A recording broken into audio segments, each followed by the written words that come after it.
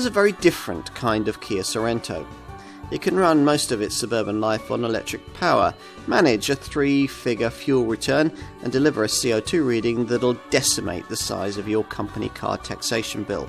Yet, it'll seat 7 people, take you to a mountainside weekend country cottage and cruise in luxury.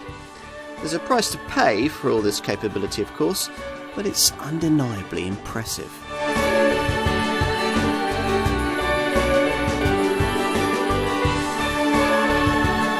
We're told that electric cars are the future, but family customers have to live in the here and now. And in the here and now, it's quite simply very difficult to justify an EV that gives you range anxiety over anything but short to medium distances. It's also extremely difficult to find an EV with 7 seats. A far more sensible solution, which will still probably see you driving largely on full electrification, is this car, the Kia Sorento PHEV. There are a number of mid-sized to large family-shaped plug-in hybrid SUVs on the market, so why this one? Well, a number of the PHEVs in this segment can't be had with 7 seats. That's a failing this Kia avoids, and most of them are more expensive too, including this car's mechanically identical cousin, the Hyundai Santa Fe PHEV. Not that this Kia is exactly cheap. You could easily find yourself paying £50,000 or more for a well-specified one. And you probably never imagined yourself paying that much for a Kia Sorento. But could you justify a spend like that on this one? Let's find out.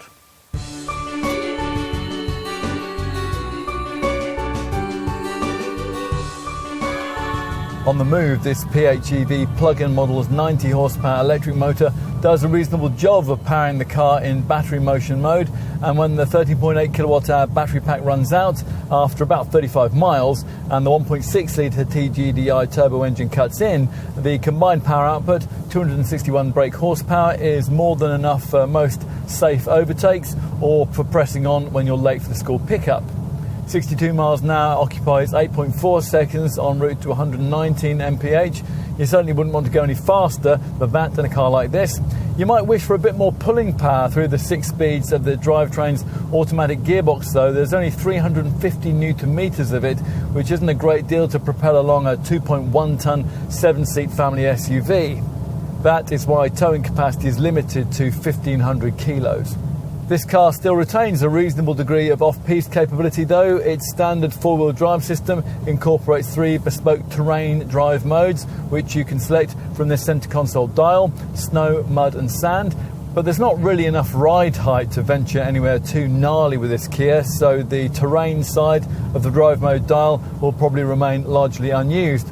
More everyday useful settings come when you push the same dial and it clicks you into the 3 separate tarmac drive modes, which alter steering feel, throttle response and gear change timings. Most of the time you'll want to leave this car in the smart setting, which is basically an auto mode that sorts everything out for you. There's also an eco mode and a sport setting for when you want to push on, although you won't want to do that terribly often in this kind of high-sided SUV.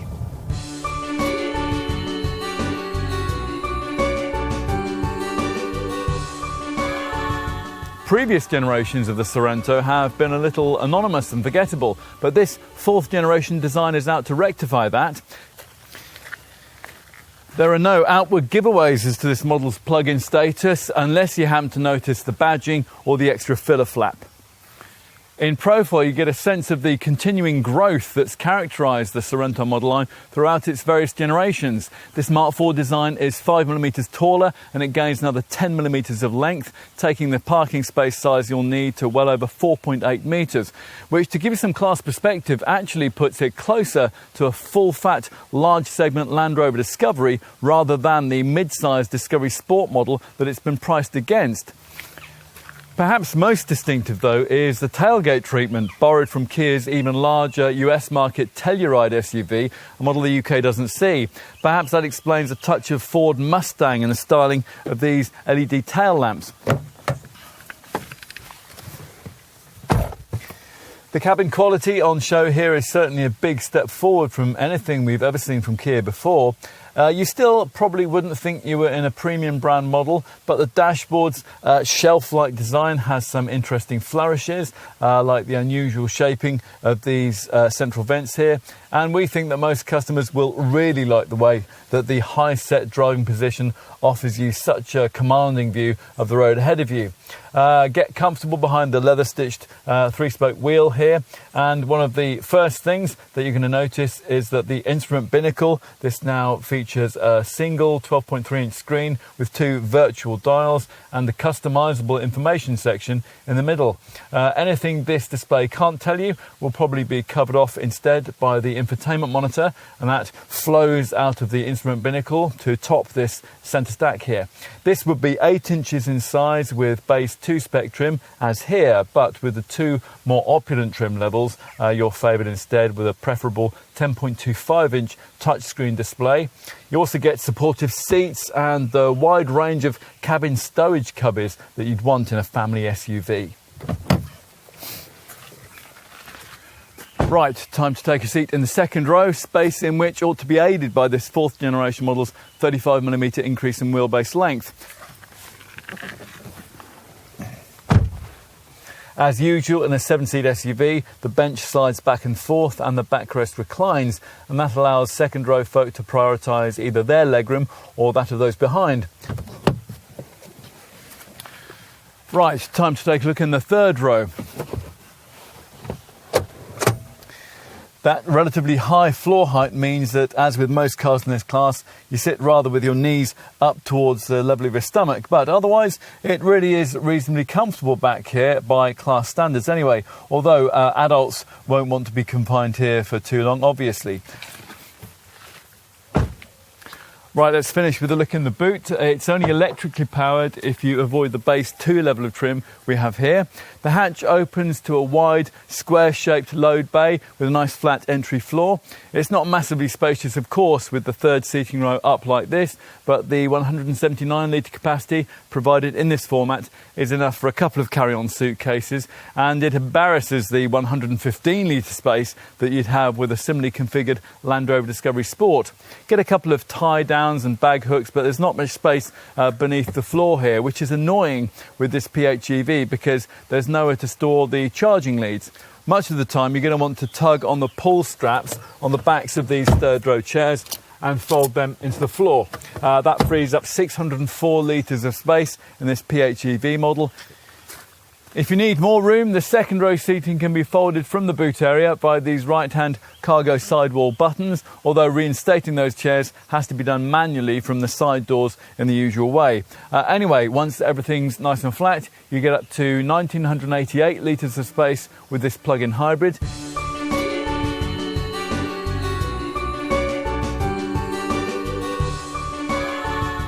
At the time of this test in summer 2021, pricing for this 261 bhp Sorento PHEV started from just over £45,000. That's for the base 2-spec model we're trying here. Mid-range 3-spec cost just over £49,000 and top 4 trim at around £53,500. Now those prices represent a premium of nearly £6,000 over a self-charging 226 bhp HEV hybrid version of this model, which is a lot, but it's not as much as some rivals are charging. A Land Rover Discovery PHEV costs around £5,000 more. PHEV versions of other rivals look cheaper, but they're usually smaller, they're less powerful, and they often lack 7 seats. If, having considered that, you conclude that it is a Sorento that takes your interest, then you're going to need to know just how generous Kia has been with the standard spec. So let's see. As well as the features that we've already mentioned, 4-wheel drive, 7 seats and automatic transmission, all models include 19-inch wheels, LED headlights, roof rails, rain-sensing front wipers, electrically folding exterior mirrors, a smart cruise control with stop-and-go functionality, and Kia's Terrain Mode Select driving mode system, plus a wide range of camera safety features that we'll brief you on in a moment. Standard cabin items include a 12.3-inch digital instrumentation cluster screen, heat for the front seats and for the steering wheel, and dual-zone climate control with air conditioning for the third row of seats. Plus there's an auto-dimming rear-view mirror too, and also a reversing camera to assist the all-round parking sensors. Features specific to the base 2 grade of trim include Kia's smaller 8-inch central infotainment touchscreen, which lacks navigation but does incorporate Apple CarPlay and Android Auto smartphone mirroring, along with a 6-speaker DAB audio system. You're probably, though, going to want to start your Sorento search with mid-range 3-spec trim. Indeed, as I mentioned earlier, if you want the diesel engine, that's what you're going to have. A Sorento 3 offers you a few more of the niceties that you'd ideally want at this kind of price point. Things like black leather upholstery, 8-way electrically adjustable front seats, heating for the outer 2 seats in the second row there, a wireless phone charger, a glossy black centre console, metal door scuff plates and a power-operated tailgate. At this level in the range too, you also get Kia's larger 10.25-inch centre touchscreen. That is now complete with satellite navigation and Kia's Uvo Connect app system. Now this allows remote connection to the car, and that's so you can send route instructions to the sat-nav system, you can lock or unlock the car, and you can tailor your own driver settings, all from the convenience of your laptop or your smartphone. 3-spec also gives you rear self-leveling suspension and also Kia's semi-autonomous drive system. That's highway driving assist, which I'm going to brief you on in a moment. Top 4-spec will bring even more luxuries with softer Napa leather upholstery, more power adjustment for the driver's seat, along with a memory function and cooled ventilation. Plus you get some extra camera safety features, plus metal pedals, a panoramic glass sunroof with an electric roller blind, and a Bose premium sound system with 12 speakers. On to safety. As you'd expect, there's a decent package of camera safety kit, starting with the usual autonomous braking system. Kia's is called Forward Collision Avoidance Assist, a setup that detects pedestrians, cyclists and other vehicles in close proximity, and also oncoming traffic when you're making a turn at a junction.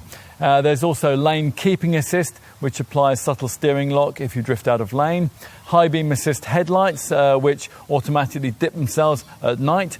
And the clever lane following assist setup. Now this works with the smart cruise control system, and it takes over driving duties from you in heavy traffic. It controls the acceleration and the braking and also the steering, and that depends on the movements of the vehicles in front of you. So in a queue, when the vehicles in front of you move off, so will you. There's also intelligent speed limit assist, which uses a camera to read speed limit signs along the road and displays them beside the speedometer and on the navigation screen. You can then decide to set your speed to the road speed limit or to override it. If you want a bit more autonomous driving tech, mid-range 3-spec includes Kia's highway driving assist system, which maintains the speed set by the driver or the speed limit of the motorway. Top spec 4 trim adds 3 further features. There's a blind spot view monitor, which stops you from dangerously pulling out in front of oncoming vehicles.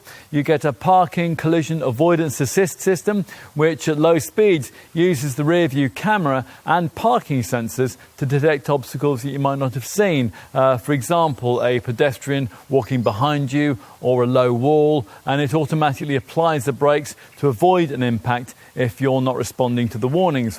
And there is also rear cross traffic collision avoidance assist, which alerts you to oncoming vehicles when you're reversing out of a space. It's all very reassuring.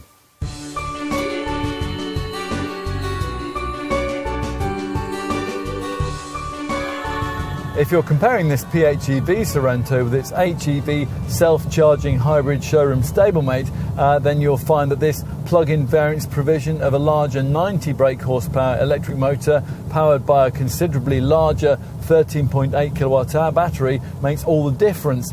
It facilitates the usual PHEV three-figure combined economy reading, in this case 176.6 mpg, and an enviro-conscious CO2 figure of just 38 grams per kilometre.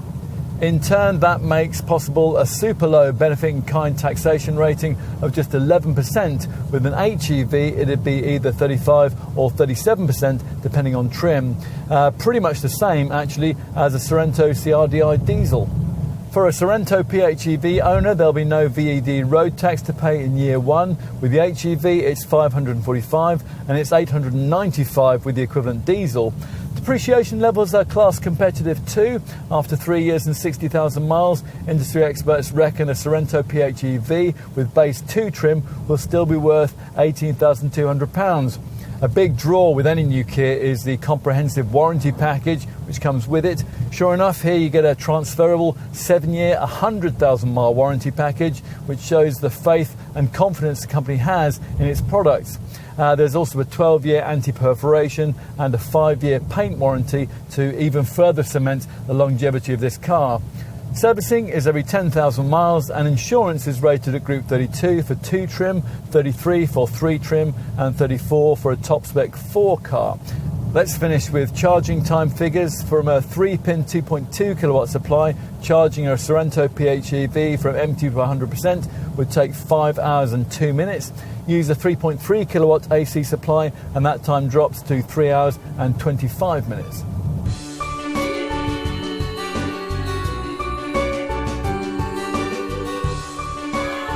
There's no doubt that this Sorento PHEV is a great all-rounder. It can be an MPV, a luxury cruiser, a light off-roader or an urban family EV. The drawback, of course, is the sticker price, but the right kind of finance deal might ease that issue a little for you.